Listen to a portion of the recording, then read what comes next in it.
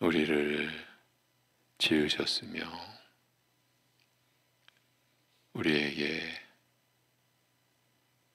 죄사함의 은혜와 거듭나는 영원한 새 생명을 주시기까지 하신 우리 아버지 하나님, 창조주요 심판주이신 하나님을 아버지라 부를 수 있는 특권과 한없는 그 사랑을 입혀주신 하나님의 우리를 향하신 뜻을 오늘도 이 한 주간도 우리가 우리의 마음에 그 은혜를 담고 그 사랑을 생각하고 우리가 그 사랑을 누리고 있는 사실을 기억하며 살아갈 수 있도록 우리가 잠자는 믿음이 아니라 깨어있는 믿음으로 살아가도록 우리를 붙잡아 주옵시고 친히 우리를 이끌어 주시옵소서. 주님의 우리를 향하신 뜻을 알게 해주신 은혜 안에서 하나님께 간구하오니 긍휼히 여겨 주옵시고 우리 안에서 역사하여 주시옵소서. 예수님의 이름으로 기도하옵나이다. 아멘. 로마서 11장 5절에서 10절을 보고 있습니다. 로마서 11장 5절에서 10절.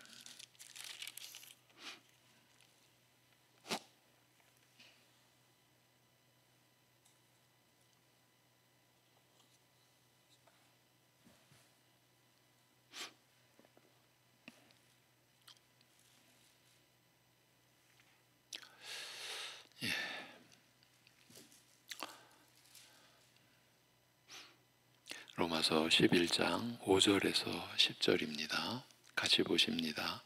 그런즉 이와 같이 지금도 은혜로 택하심을 따라 남은 자가 있느니라. 만일 은혜로 된 것이면 행위로 말미암지 않음이니 그렇지 않으면 은혜가 은혜 되지 못하느니라. 그런즉 어떠하냐? 이스라엘이 구하는 그것을 얻지 못하고 오직 택하심을 입은 자가 얻었고 그 남은 자들은 우둔하여 졌느니라. 기록된 바 하나님이 오늘까지 그들에게 혼미한 심령과 보지 못할 눈과 듣지 못할 귀를 주셨다 함과 같으니라. 또 다윗이 이르되 그들의 밥상이 올무와 덕과 거치는 것과 보응이 되게 하시옵고 그들의 눈은 흐려 보지 못하고 그들의 등은 항상 굽게 하옵소서 하였느니라. 아멘. 전 시간에 이어갑니다. 이 로마서 11장은 하나님께서 그의 백성을 버리셨느냐라는 물음으로 시작합니다. 그러나 바울은 의외로 결코 아니라고, 하나님께서는 이스라엘을 버리지 않으셨다고 단호하게 부인합니다. 바로 바울 자신이 유대인으로서 복음의 은혜를 입은 자요 그리스도의 사도라는 사실이 하나님께서 이스라엘을 완전히 버리지 않으신 명백한 증거라고 말합니다. 한 걸음 더 나아가서 하나님께서는 그의 택한 백성을 버리신 적이 없다고, 오늘뿐 아니라 과거에도 택한 백성을 버리신 적은 없으며 그의 택하신 자들을 언제나 항상 구원하신 사실을 밝히고자 그 사실을 드러내기 위해서 엘리야의 일을 예로 들어 설명하고 있습니다.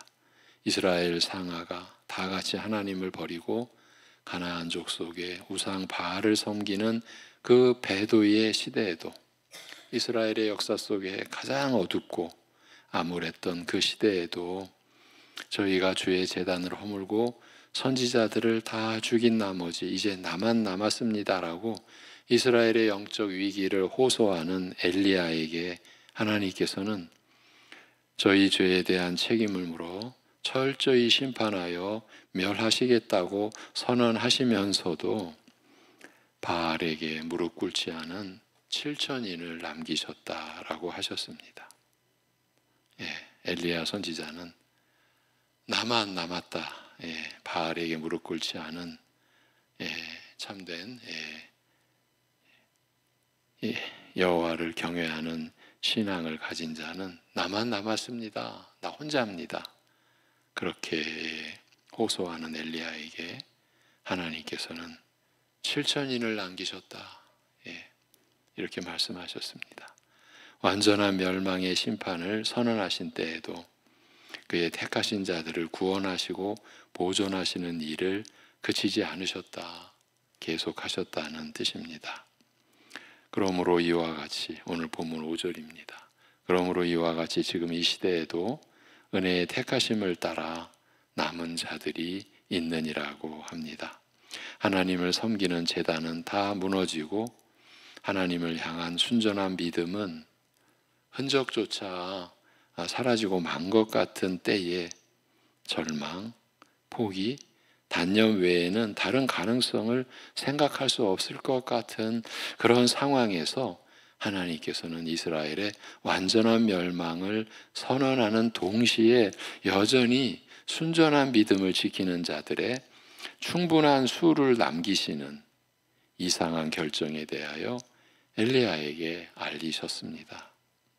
그러나 이와 같이 지금 이 시대에도 은혜의 택하심을 따라 남은 자들이 있느니라고 한 말씀은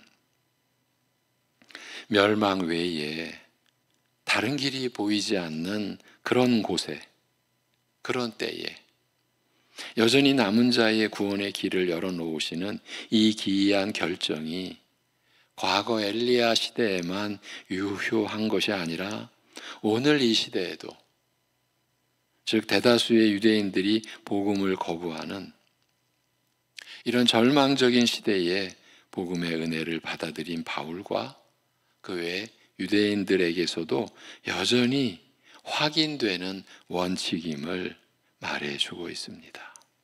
엘리야 시대뿐만이 아니라 바울 당시 그 시대에도 여전히 유효한, 그래서 확인이 되는 원칙이라는 것이죠. 특히 은혜의 택하심을 따라 남은 자들이 있느니라고 하여 남은 자와 택하심과 은혜를 서로 연결해 놓은 이 말씀은 마땅히 멸망으로 끝나야 할 이스라엘에게 여전히 남은 자의 구원의 길을 열어 놓으시는 그 조처에 담긴 그 뜻이 무엇인지 암시하고 있습니다. 남은 자의 구원은 바로 하나님께서 그의 택하신 자들을 구원하시는 방도이며 시종 은혜를 따른다는 사실을 알리고 있는 것입니다. 그 남은 자의 구원이 하나님께서 택하신 자들을 구원하시는 방식인데 이는 전적인 하나님의 은혜로 인한 것이라는 것 사실이죠. 그러면서 6절에서 만일 은혜로 된 것이면 더 이상 행위로 말미암지 않은 것이라. 그렇지 않으면 은혜가 은혜되지 못하느니라고 합니다.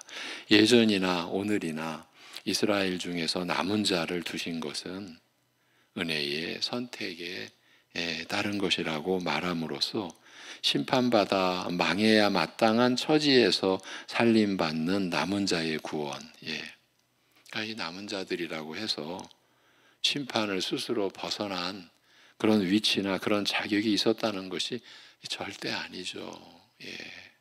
심판받아 망해야 마땅한 처지에서 살림받는 거죠. 그런 남은 자의 구원이 하나님께서 그의 선택을 실현하시는 방도이며 시종 철저히 은혜에 근거하고 은혜로 말미암는다는 점을 분명히 하였습니다만 이 은혜의 선택이라는 말 안에 감춰진 더 깊은 뜻을 드러내고자 만일 은혜로 된 것이면 더 이상 행위로 말미암지 않은 것이라. 그렇지 않으면 은혜가 은혜되지 못하느니라고 설명하고 있습니다. 선택은 은혜로 된 것이며 행위로 말미암지 않은 것이라고 설명한 다음에 그렇지 않으면 은혜가 은혜되지 못하느니라고 덧붙인 것은 만일 선택이 우리의 행위로 말미암는다면 은혜가 은혜되지 못한다고 밝힌 것은 결국 은혜라는 말의 핵심이 우리의 행위, 곧 우리가 스스로 이룬 무엇으로 말미암지 않는다는 그 점에 있음을 강조한 것이라. 그러니까 우리의 행위가 개입될 여지가 없음을, 은혜 안에는 우리의 행위가 끼어들 자리가 없음을, 우리가 스스로 이룬 그 무엇으로 말미암는 경우는 은혜 안에는 없다라는 그 점을 강조하신 것이라고 할 수 있습니다.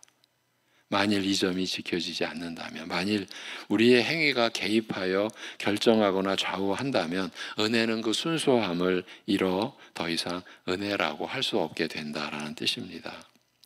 이 내용을 우리가 이전에 참 많은 시간을 들여 우리가 살피고 또 좀 더 깊이 들어가고자 따져도 보고 했던, 왜 그래야만 했을까요? 우리가 사실 은혜라고 고백하면서도 알고도 때로는 모르고도 우리는 그 은혜 안에 많은 우리의 행위를 집어넣어 놓고 있었기 때문이죠. 우리가 주여 주님이라고 이렇게 고백하지 않습니까? 우리 주 예수 그리스도. 그래 놓고서는 우리가 내가 주인 되어 살잖아요. 그런 경우와 유사한 거죠. 그대로 가면 안 되죠. 변화가 일어나야죠. 내가 주인이 아님을 사람들에게 보이는 것 이전에 하나님 앞에서 그 자신을, 그런 우리를 내가 주인이 아닙니다라고 하는 이 사실을 순전하게 진실되게 고백할 수 있는 그런 변화가 일어나야죠. 은혜도 마찬가지입니다.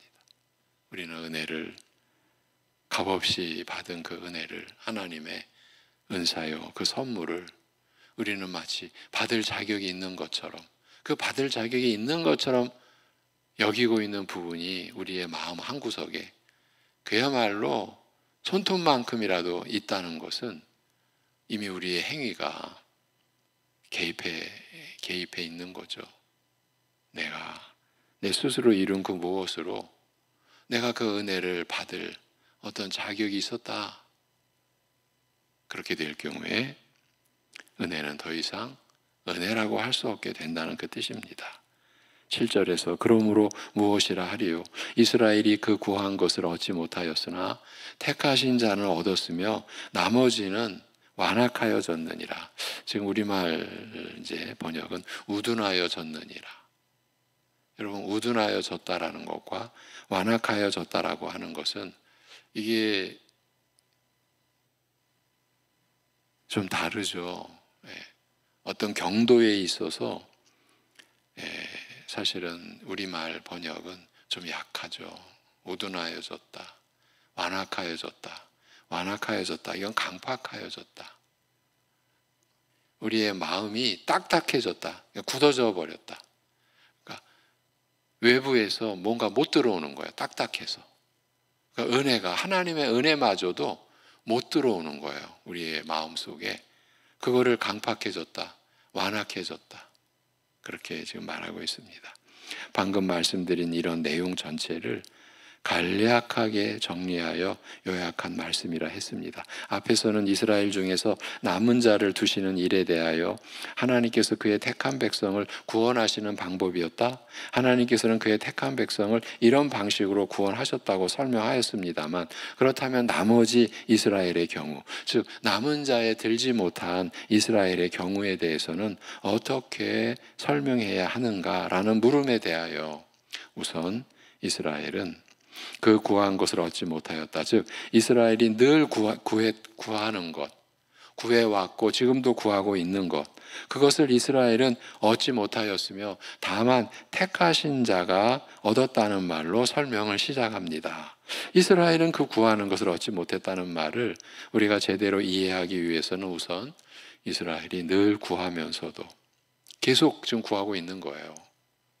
어느 한때만 구했다라는 그 얘기가 아니라 계속 지금도 구하고 있는데 얻지 못한 것이 그게 무엇인지 이것을 파악해야, 정확하게 파악해야 하지만 그래야만 이스라엘은 그 구하는 것을 얻지 못했다는 말을 제대로 우리가 이해할 수 있는데, 이 전후 문맥과의 연결에 불분명하고 애매한 점이 있어 쉽지 않습니다. 이제 물론 이제 우리가 애매모호한 거죠.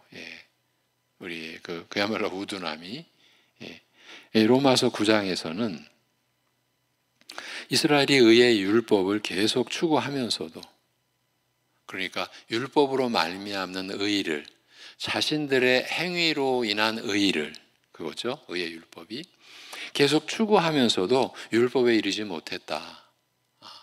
그러니까 율법이 나타낸 의에 도달하지 못했다. 결국은 의를 얻지 못했다라는 거죠. 그렇게 로마서 9장에서 말한 만큼 혹시 이 내용을 염두에 둔 말씀일 가능성을 생각할 수 있으나, 의의 율법을 추구하였다는 말과 이스라엘이 늘 구하는 것이라고 한 말은 이게 뜻이 비슷하면서도 각각 다른 단어를 사용하는 만큼 같은 것이라고 단정하기는 어렵습니다. 전 시간에는 그 비슷한 말까지 다 안내해 드렸는데 오늘은 그런 점은 좀 생략하고 넘어갑니다. 어쨌든 그렇게 의의 율법을 추구하였다, 이스라엘이 늘 구하는 것, 이것이 동일한 것이라고 단정하기는 어렵습니다. 그런데 만일 동일한 것이라면, 그러니까 이스라엘이 늘 구하는 것이 의의 율법이었다라고 한다면, 동일한 것이라고 이렇게 본다면 이것을 택하신 자는 얻었다는 말을 설명하는 것이, 해석하는 것이 오히려 까다롭게 되어버립니다. 오히려 까다로울 수가 있습니다. 이스라엘이 늘 구하면서도 얻지 못한 것이 의의 율법이라면, 이스라엘은 의의 율법을 추구하면서도 얻지 못한 반면 택함을 받은 자는 얻었다, 이르렀다, 의의 율법에 이르렀다는 뜻이 될 수밖에 없습니다만, 택함을 받은 자가 의의 율법을 추구한 끝에 의의 율법에 이르렀다고 말하기는 어렵기 때문이에요. 더 분명하게 말한다면 택함을 받은 자가 이스라엘이 추구한 의의 율법을 저희와 동일하게 믿음이 아니라 행위로 추구하였으나 이스라엘은 실패한 반면 택함을 받은 자는 목표에 이르렀다는 뜻이 돼요. 즉 똑같은 목표를 똑같은 방법으로 추구했으나 하나는 성공하고 하나는 실패하였다라는 뜻이 되어 모순되기 때문입니다. 지금 이스라엘은 늘 구하는 것, 자신들의 행위로 구했다라는 내용이 담겨 있잖아요. 그런데 의의 율법에 이르지 못했어요. 그런데 택하신 자는 얻었다라고 한다면 그 의의 율법을 이 택하신 자들은 자신들의 행위로 얻었다라는 말이 되어버리는 거죠. 동일하다고 보면요.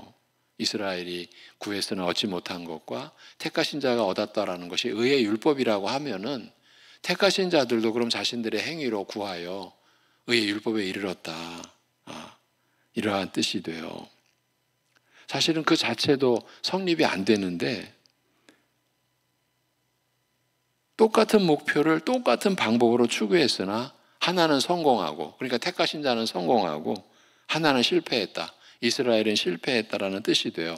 이건 모순되기 때문입니다. 오히려 이스라엘이 바라고 구하면서도 얻지 못한 그것을 의와 영생으로 본다면, 말하자면 이스라엘이 의의 율법을 추구하면서 믿음이 아니라 행위로 이루고자 하였던 최종 목표, 곧 의와 영생을 가리키는 것으로 본다면 좀 더 자연스러운 해석이 가능할 것입니다. 이스라엘은 믿음이 아니라 행위로서 의와 영생에 이르고자 한 탓에 실패하였으나 하나님의 선택은 그의 긍휼에 근거를 두고 은혜와 결부되어 떨어질 수 없는 만큼, 선택은 은혜와 떨어질 수가 없는 거죠. 그런 만큼 이런 선택을 받은 자는 은혜로, 그러니까 믿음으로 이 목표에 이르게 되었다는 뜻이 되기 때문입니다. 그렇지만 나머지는 우리말 번역으로는 우둔하여졌다. 나머지는 완악하여졌다. 이스라엘은 의의 율법을 추구하면서 율법을 행함으로써, 즉 행위로 의와 영생을 얻고자 하였으나 얻지 못하였다라는 말은 과거 이스라엘이 실패한 역사를 두고 한 말이라고 할 수 있습니다. 이스라엘의 이런 실패를 두고 로마서 5장은 밝히기를 율법이 가입하였으나, 이 율법이 역사 속에 끼어들었으나 범죄만 더하였다. 참 지금 이 원리는, 이 내용은 우리가 기록된 성경 말씀을 우리가 성령님 안에서 보고 우리가 또 듣고 우리가 주의 은혜를 구하면서 받지 않으면 이게 받아질 수 없는 내용이죠. 율법이 가입했는데 범죄만 더했다. 자칫하면 율법을 하나님이 주셨으니까 하나님이 범죄만 더하게 만든 죄의 원인이셨네. 이 실체말로 말하면 죄의 원흉이셨네. 이렇게 되어버릴 수 있는 거죠. 우리가 또 이 새벽 시간에 이 로마서 5장을 우리가 여러 달 봤죠. 여러 달 보면서 이런 내용을 우리가 살펴왔었죠. 율법이 가입하였으나 범죄만 더하였다. 이스라엘의 이러한 실패를 두고 로마서 5장에서 해석한 내용이에요. 이렇게 말합니다. 율법이 들어왔으나 율법을 지켜 의에 이르는 것은 고사하고 계속 죄를 더하여 갔다라는 뜻입니다. 복음을 끊임없이 전해 듣고서도 불신앙으로 거부한 나머지 하나님을 버리고 우상을 택한 배도의 역사가 극에 이른 때에 하나님께서는 완전한 멸망의 심판을 선언하시고 그 계획대로 시행하셨으며, 그 결과 북이스라엘과 남유다는 각각 아수르와 바벨론에게 망하여 열국 중에 흩어지고 말았습니다. 이것이 이스라엘의 역사, 구약의 역사죠. 그러나 이와 동시에 하나님께서는 신실한 믿음의 사람들을 남기셨으며, 이런 방법으로 그의 택하신 자들을 구원하시고 끝까지 지키시는 은혜를 베푸셨습니다. 그리하여 이런 남은 자의 구원을 두고 이르기를 은혜의 선택을 따라서 행하신 일이라고 말하는 것입니다. 오늘날 우리의 구원의 도리 전혀 다를 바가 없는 거죠. 이와 같이 남은 자에 대해서는 하나님께서 그 택하신 자를 끝까지 구원하신 것으로 설명할 수 있습니다만, 그 나머지 이스라엘의 경우는 어떻게 보아야 하는지 설명한 내용이 바로 나머지는 완악하여졌다는 그 말씀입니다. 남은 자의 구원에 들지 못한 자들을 가리켜 단순히 은혜에서 배제된 불행한 자, 또는 심지어 억울한 자, 왜? 어느 누구는 택함을 받았는데 본인은 택함을 못 받았을 때 이건 억울하다. 심지어 억울한 자. 그러니까 단순히 은혜에서 배제된 불행한 자, 아니면 억울한 자라고 말하지 않고 완악하여졌다라고 말한 까닭은 이미 로마서 9장 마지막 부분에서 선택과 관련하여 애굽 바로의 경우를 설명할 때 밝힌 것입니다만, 하나님의 긍휼과 선택에서 배제된 책임을 하나님이나 다른 대상에게 돌릴 수 없음을, 하나님의 선택에서 배제된 그 책임을 하나님께 돌릴 수 없음을, 하나님을 탓할 수 없음을, 내가 배제된 것은 하나님이 선택하지 않았기 때문이라고 이렇게 주장할 수 없음을, 모든 이로 하여금 듣게 하신 복음에 대하여 완악한 마음으로, 강팍한 마음으로 끝까지 거부한 불신앙과 반역의 탓으로 돌릴 수밖에 없음을, 자신의 죄악의 탓으로 돌릴 수밖에 없음을 알리기 위해서입니다. 우리가 구원받은 것은 하나님의 선택으로 인한 것이며, 그렇지 못한 그 선택에서 배제된 분들은 자신의 죄악으로 인하여 그 멸망에 이르게 된 것입니다. 우리 신자들은 이 양면을 분명하게 인식을 하고 있어야 합니다. 그래야 은혜의 행위를 끌어담지 않습니다. 처음부터 끝까지 아니 갈수록 더 은혜구나, 하나님의 긍휼이구나, 그것이 우리를 더 낮추고 낮아지게 하고, 어제 우리 주일날 요한 3서에서 등장했던 데오드레베, 그런 사람처럼 교회 안에 있는 악인이라고까지 규정할 수밖에 없었던 인물이었지 않습니까? 근데 우리 안에 그런 요소들이 있다. 그것이 사실은 문제고 무서운 거예요. 은혜 안에 우리의 행위를 담고 있으니까요. 누가 부정하겠습니까? 이 시대의 교회에서 누가 부정하겠습니까? 그만큼 우리의 믿음이 순전치 못하다. 그러면 그대로 있으면 안 되잖아요. 말씀을 우리가 사모해야 되고 붙들어야 되고 은혜를 구해야 되고, 사실은 몸부림쳐야 합니다. 우리가 은혜마저도 순전히 보존을 못하는, 아니 우리가 그 은혜로 영원한 멸망에서 영원한 생명으로, 이건 말할 수 없는, 이게 비교가 안 되잖아요. 영원한 지옥 형벌과 영원한 천국 복락을 어떻게 같은 논의의 대상으로 할 수가 있어요? 그런 은혜를 우리가 입어놓고서도 은혜로 우리가 지니고 있지 못하는 이것이 우리에게 얼마나 큰 문제입니까? 근데 우리는 이 문제를 그냥 지나쳐 그러려니 이렇게까지 가고 있는 그런 형편임을 우리가 깨달을수록 두려운 거예요. 단적으로 말하면 그건 그리스도의 십자가를, 이거 참 무서운 말인데, 그냥 가볍게 보는 거죠. 그냥 경시하는 거죠. 그거 너무 심한 말 아니냐? 제가 생각하기에는 우리의 행태가 심하면 더 심했지.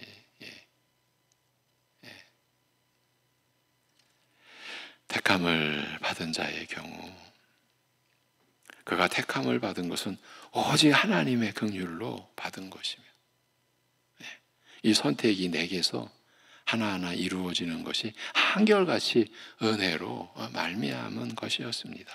나의 행위와는 아무 상관이 없으므로 내가 선하거나 의로워서가 아니요, 하나님께서 오직 나를 긍휼히 여기신 때문이요, 하나님을 기쁘시게 할 아무 일도 하지 못하였음에도 오직 은혜로 내게 베풀어 얻게 하신 것들이었기 때문에 이것을 가리켜 은혜의 선택을 따라서 되어진 일이라고 말합니다. 그렇다고 해서 택함을 받지 못한 자들이 왜 다른 사람은 택하시고 나는 택하지 않으셨는가? 내가 저 사람보다 못한 것이 무엇이며 저 사람이 나보다 나은 것이 도대체 무엇인가? 왜 나는 구원에서 제외되는 이 억울한 일을 겪게 하시는가라고 항변하거나 원망할 수 없습니다.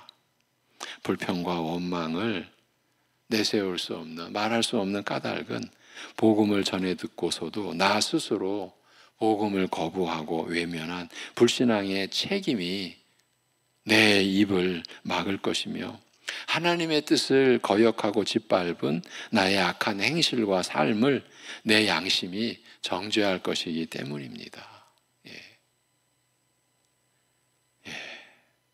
이러한 말씀을 우리가 살펴야 합니다. 마치 다 된 것처럼, 다시 살펴볼 이유가 없는 것처럼 그냥 덮어놓고 지나칠 내용들이 아니다. 말씀들을 매일 보고 또 보면서 실족할 수 있는, 시험에 들 수밖에 없는 우리의 연약함을 경계해야 되고, 악에서 우리를 구하여 주시기를 하나님께 늘 구하는 심정으로 우리가 근신하며 주의에 주의를 기울이며 가야 하는 길이 이 은혜의 길입니다. 사실 우리의 행위가 아무 상관이 없이 우리에게 주어진 거예요. 그 구원받고 하나님의 자녀가 된 이후에 내가 선한 일을 했는데요. 여러분, 그렇게 선한 일을 할 수 있게 된 전부가 은혜입니다.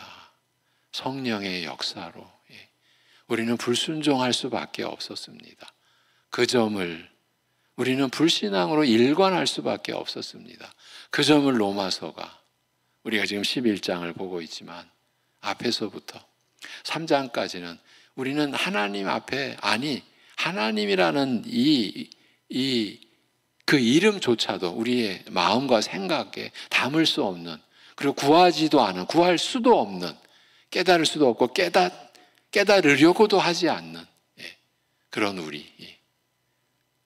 그저 우리는 인간의 전적 타락이라고 말하지만 그 안에 담긴 내용을 사실 인간 누가 다 감당하겠습니까? 누가 다 알겠습니까? 전적 타락의 분량을 사람 누가 다 알겠습니까? 그 분량도 사실은 하나님만이 아시는 것이죠.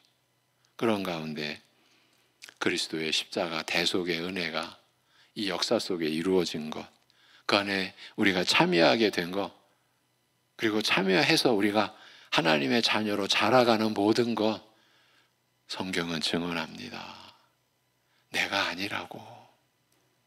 내가 한 것이 아니라고. 이 진리를 우리가 수용할 수 있어야 합니다.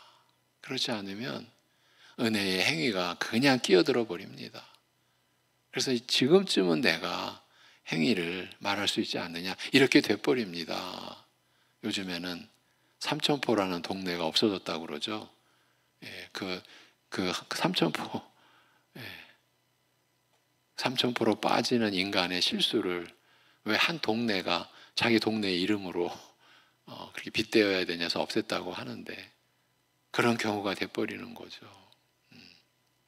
오늘 여기까지 합니다. 기도드리겠습니다. 하나님 아버지, 우리가 받은 은혜의 실체를 또 상세히 우리에게 풀어주시는 은혜 안에서 실로 우리가 받은 은혜의 실체에 또 한 걸음 내딛고 그 은혜마저도 온전히 순전히 우리가 담고 있지 못할 우리의 연약한, 우리의 이 완악한 심령에 하나님께서 어떠한 사랑을, 어떠한 긍휼을 베풀어 주셨는지 또 말씀하여 주심에 감사드립니다. 아버지 하나님,